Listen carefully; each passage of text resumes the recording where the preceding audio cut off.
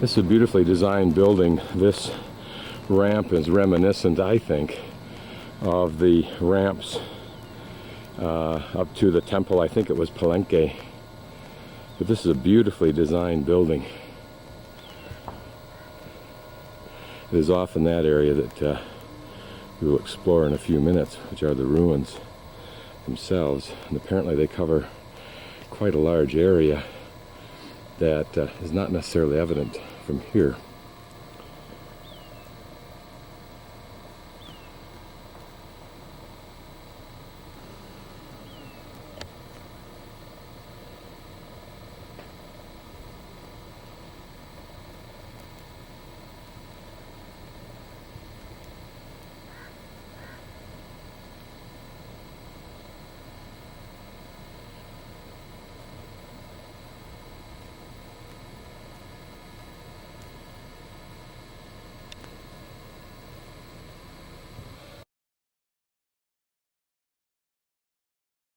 This is a beautiful interior to the building, and it can be entered from the interior or up the ramps as I came up. And then this area here, later on, presumably they'll turn the water on. I saw it yesterday, and the water cascades out through like a natural river. It's a very beautiful setting, all terraced. Presumably they may put plants or something in here. It was just built last year. Then, of course, inside you can see where there are exhibits. We'll look at those afterward. We're standing now on a fairly tall, flat surface, platform I guess you'd call it. And here, of course, we're looking down into, I don't know what this area is here. You can see its design, it curves out at the corners. Maybe it was some kind of a athletic site, field. I tend to think of it as the ball court of the Yucatan temples, but I don't know that it is. And I'll just pan around here slowly while I jabber. What I'm always intrigued by when I look at something of this dimension is the tendency that I think, number one, we Americans, and certainly many modern people, tend to have an arrogance that belittles the achievements of ages that were earlier than ourselves, except for those that were astonishingly superior or astounding, i.e. the Egyptians, the Greeks, the Romans. But here you see what must have been a thriving center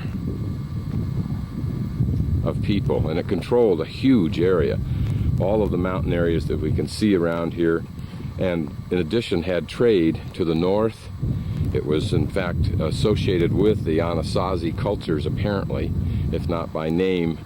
Apparently the broad group of Native Americans who lived in that time, in that era, that time being probably 300 AD up to around 1500 AD, when this place was destroyed by an unknown but obviously superior culture, or at least superior fighting force.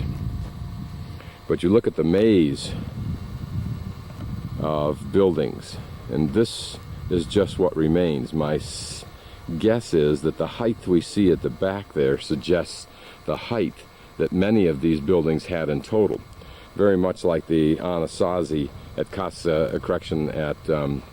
Chaco Canyon, where there's a building that's 5 stories tall in the back, and you know that that was the design for the rest of the building. But these were clearly impressive structures, and not only at that time, but would be even now. Certainly, of course, not comparing with our skyscrapers. But how will people, or beings, may not be people, 1,000 years from now look at our skyscrapers? Will they be curious, hard, solid structures in a world that's used to perhaps, or has been replaced with floating structures that are light and airy? In fact, what we're standing on a few moments ago is a platform that does overlook the ball court, and I hope you can see it in this video.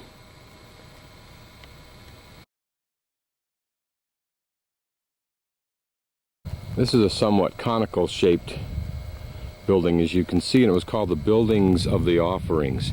And apparently in this little maze in front of us, three important people, one very, very important person was buried, along with very valuable artifacts, probably of this life, and also perhaps, as usually is the case, intended to provide the person with the goods that they would need in the future life.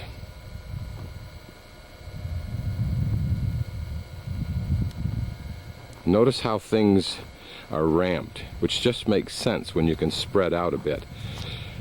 We tend to build with stairs, presumably because of the efficiency of the use of material, and maybe even the efficiency of overall space. With stairs, you can jam more stuff into a square acre than you can, into an acre than you can by using ramps, I suppose. This, and you can imagine, now we're standing on a ramp that goes up to this building of the offerings, and here we'll look out over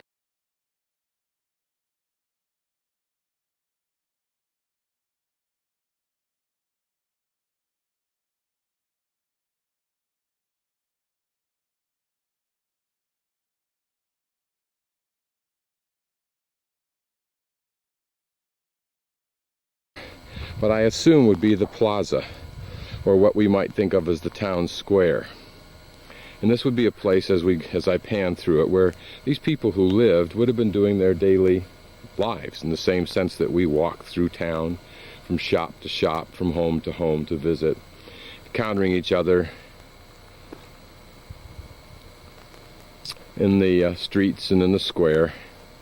And I can easily imagine perhaps a couple of old men sitting on the wall over there talking or playing some kind of game, and a bunch of teenagers maybe sitting over here or up on the wall here of the Temple of Offerings and playing or talking to each other, and maybe children playing down inside of this area here with their mothers sitting on the wall nearby to keep track of them.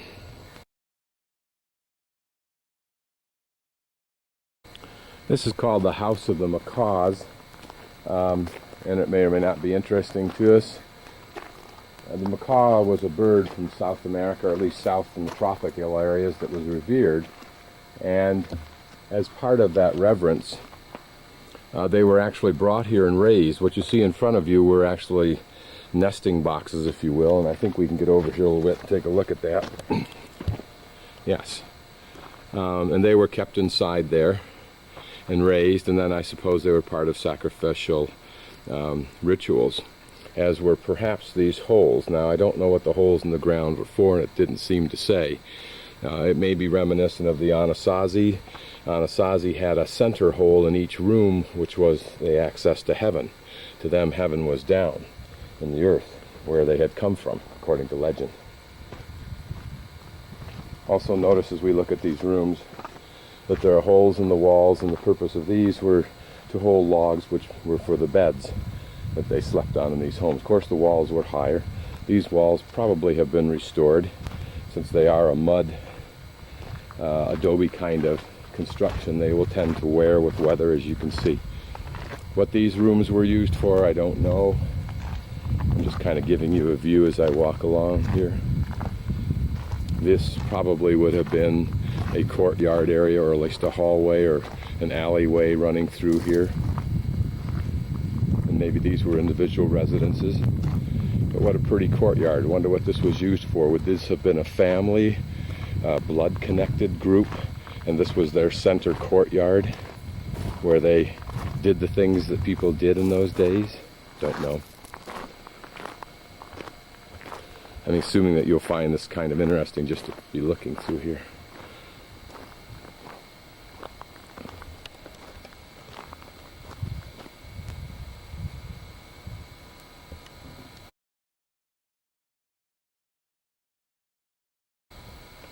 This large plaza area is not really a plaza but a room, and it was called the Turkey Nursery, or a more ominous name, the House of the Dead.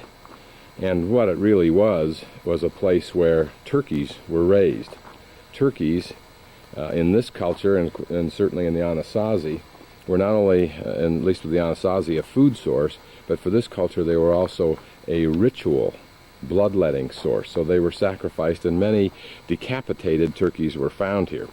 Apparently some of the rooms to the side, as I'm panning around, were in fact burial sites, perhaps for important personages, not as important as the first house that we looked at. Okay, we'll enter into this long room. On the way in, notice this door shape. I call it either a T shape or a keystone shape, but it was a shape similar to the Anasazi. What this long room here is apparently is simply a hallway, like you'd find in an apartment house. Notice there's a door going into a room, another door, another door. Don't know what this little place would have been. Maybe a place where offerings were kept, or simply a bookshelf, or the equivalent. Notice how small this area is through here. These were perhaps much smaller people than I am, and probably you developed a skill for using your hands along the little shelf portions, just kind of scoot your feet through that. This one is a little bit different. This is just a regular hole, and here we can see in there, and there you can see the bed posts, I mean the holes where the posts would have been. And that's a maytat that was used for grinding corn, which, as you probably already know, because of the use of those and the mixing of the corn with the actual rock, teeth were ground down. Those who lived a long time probably suffered horribly with very, very painful teeth.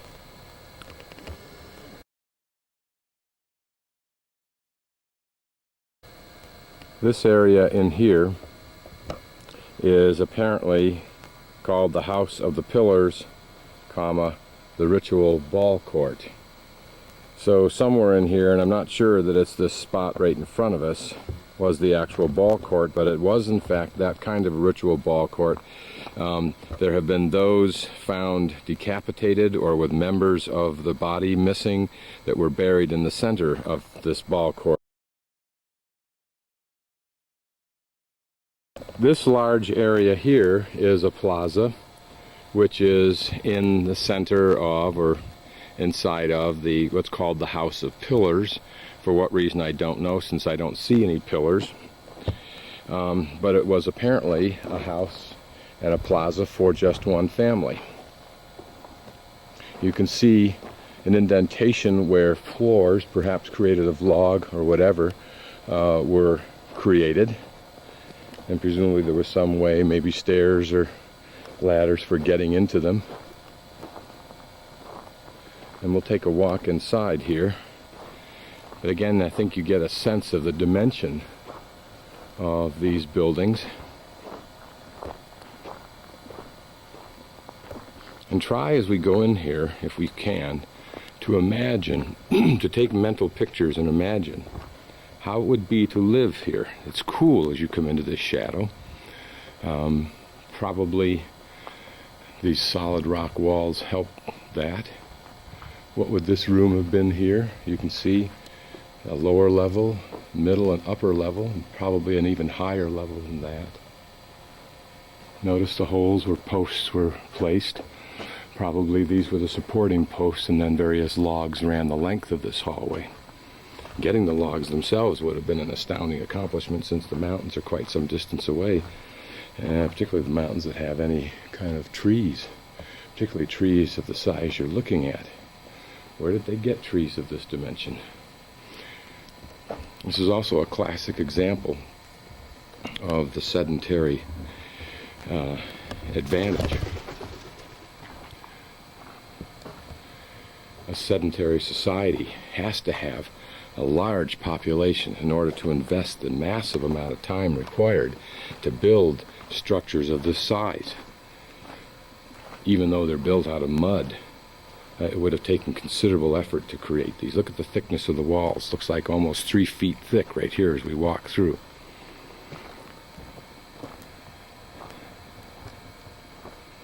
Imagine coming outside as we just did to greet your friends, to say hello, to plan a trip to hike up into those mountains perhaps, to hunt for game. Maybe then there were more trees. Don't know. That's the fascination of places like this, is wondering how did people live? What did they do? We live ordinary lives.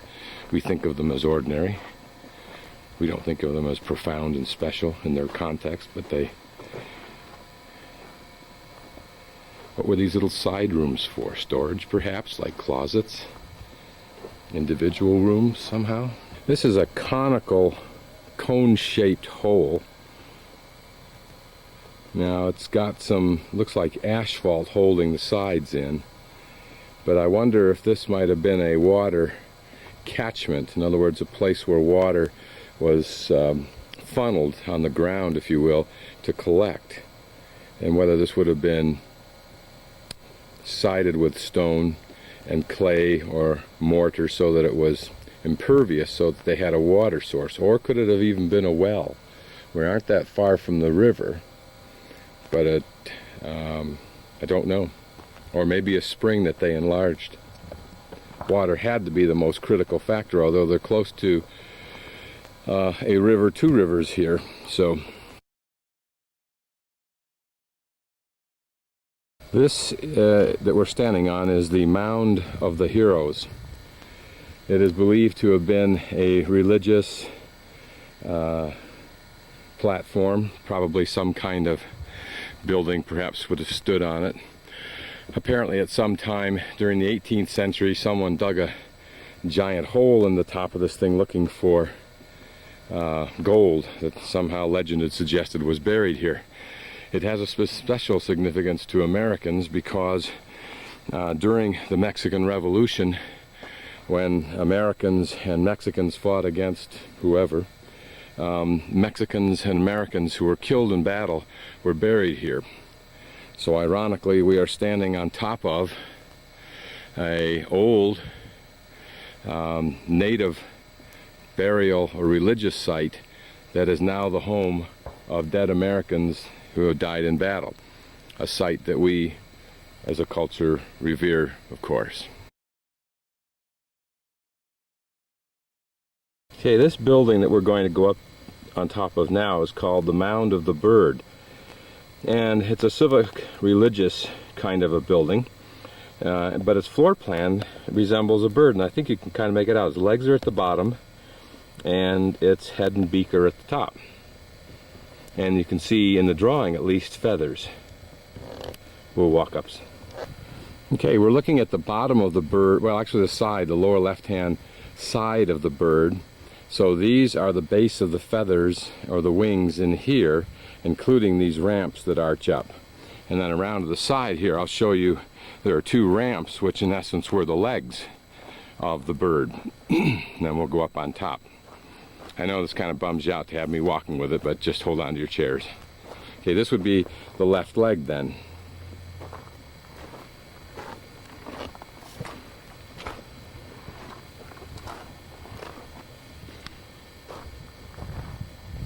And now we are on top.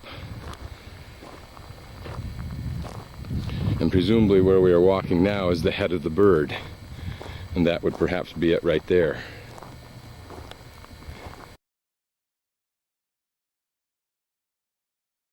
Now, since we're up this high, let me pan out and show you where they actually stored water. It was not that one hole, it's this big hole you see over here.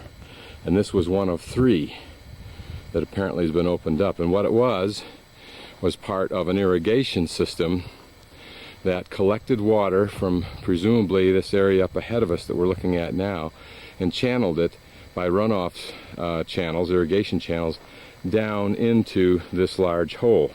Even though they're near a river, it makes sense because there are probably intermittent rains, which means they come very seldom. The river probably dried or was muddy. And if they could create a reservoir of good water, then like the reservoirs that we have, they would give us water throughout the bad times, the dry times. Notice that in this building, we've got examples of oblong or oval-shaped or round-shaped doors. And I wonder as I look at these if these are just different artistic affectations of the people who own the building or the architect or builder of these buildings. Pretty much the same way as we have different kinds of architectural designs that we use on our houses. This building that we're in now is the last one we'll be in. Ironically, it was the first structure that was built in the early period of the Paquime culture. And it's called the Serpent House primarily because of the long wavy lines in the walls, which were to reflect the serpent. No doubt at that time the serpent had a special significance, religious no doubt. There's a closer view of that oval-shaped door that we were looking at. Another interesting fact is that this has a room that was apparently submerged. In other words, not submerged, but it was dug out beneath the surface of the earth that was approached through that ramp. What its significance was, I don't know. Here also you see something curious. Not only do you have the T-shape opening, but some kind of a hole up above it. Whether that's just a structural or whether it was initially a hole and perhaps was an air hole, I don't know. What was this structure here, or this purpose of this window, I don't know. Communication from that room back there to this room. But look at the inlaid part. In other words, the part that's recessed outside of the window. Did that hold something? For example, a piece of rock that acted as a window or as a shield or as a cover of some sort? Don't know. Here again we have a closer look at the wavy lines. Let me raise up and we'll see another example on that far wall. And it's pretty easy to conceive how it's done. You just put in undulating layers or waving layers of mud or adobe or whatever this would be called, excuse me, and then fill in the low spots. What intrigues me is to imagine when some architect said, hey chief, you know, I can make this thing look like a serpent, which would be kind of like really cool, don't you think, considering that we're really hot for like the serpent in our religion today, you know what I mean? It's doubtful that that guy spoke with a slightly New York accent, but you never can tell. Where did it come from is a good question, of course. This is the cistern. In other words, deep hole that holds water. It was much, much deeper than this, and when initially excavated, a large pot filled with precious turquoise, which was revered by this culture, was found buried at the bottom under reverential or religious stone. No doubt an offering to the cistern itself, or the god of water, or something like that. Okay, now we're on top of the House of Pillars. We were in here earlier on where the pigeon flew up, if you remember. It actually flew up right there. We were down in that spot there. But here you can get a sense of the intricate layout of these rooms, the various levels. Again, notice the thickness of those walls. Notice how they vary in thickness, apparently. Getting thicker where they're farther away from a wall, which makes sense since there would be less support out there. You wonder if these things on occasion broke in, tumbled down on people. Could have been quite destructive. Over there, right in that little area through there is where we saw what in fact was the ball court, where the dismembered bodies had been found.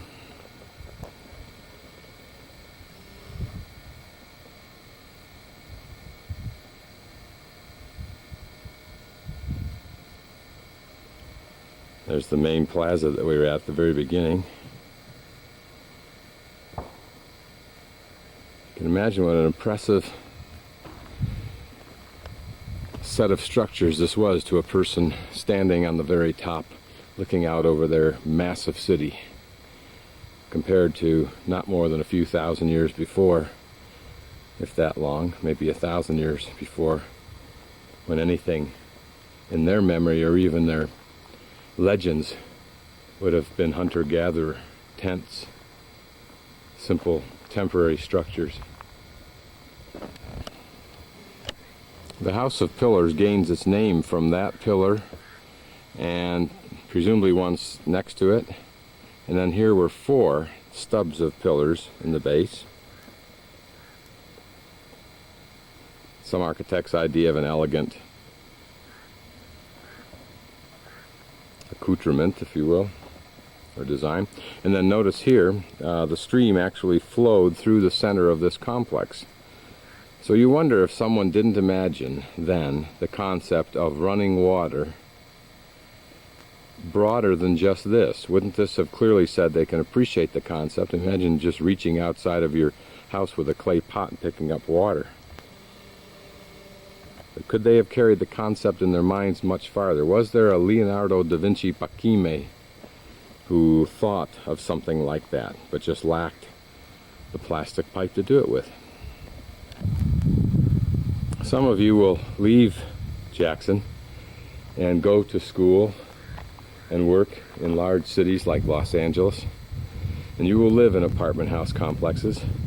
And when you do, perhaps you'll remember that you're not the first to live in a community of tightly packed rooms and buildings that were designed for living and working and playing. And some of them may well remind you of Paquime.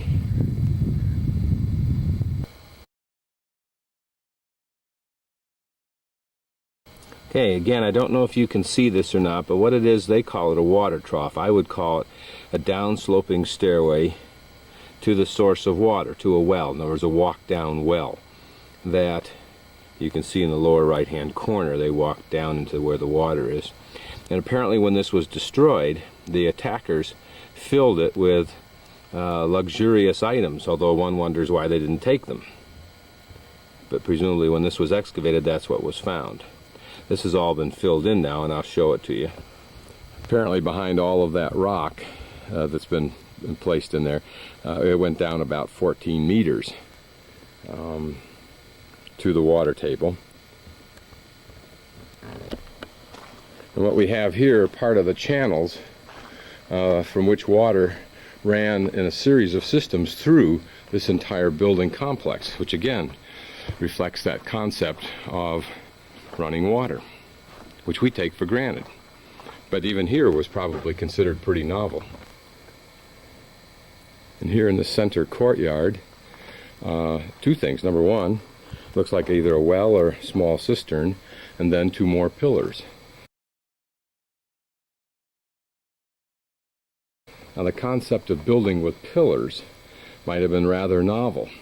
That certainly represents a strong move forward to have open interiors and high ceilings perhaps, but notice the size of this, presumably because it's made out of just mortar and mud and small rock. It looks like it's about 4 feet square.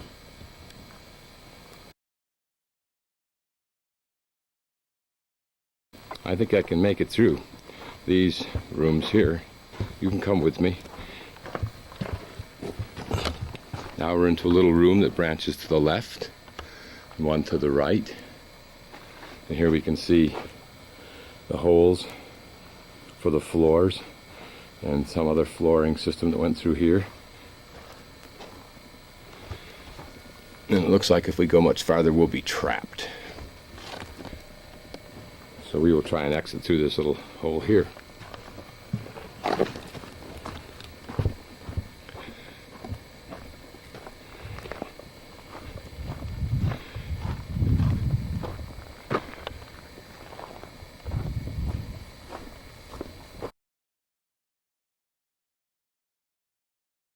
What's interesting here is this slab. Notice the size of it. It looks like about 6 feet by 7 or 8. It's about 3 or 4 inches thick. How was this made? Consider how difficult it would be to carve or create something like this in this era of 1,000, 2,000 years ago. Now this area that we're in right now has 4 round mounds like the one you're looking at and the one I'm standing on.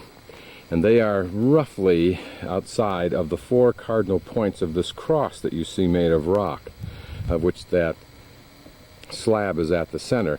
Now, obviously, you can see that the rock cross is not symmetrical. It's not a precise design, not even remotely so.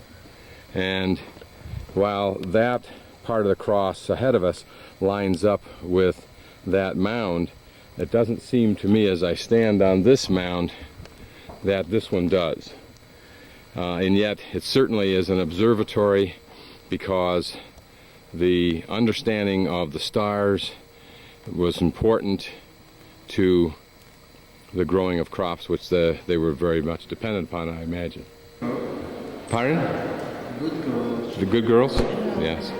It's a friend. So these are my friends, Luis and Chilo. And Chilo. Chio. See. Chilo. Chilo. Chilo. Luis. Like Chilo. And then you're coming to Wyoming to fish. Okay. Okay. I did the fishing over there. See? I'll see you in 2 years. In 2 years. Chilo. Sí. Chilo and Luis. Que te vaya bien.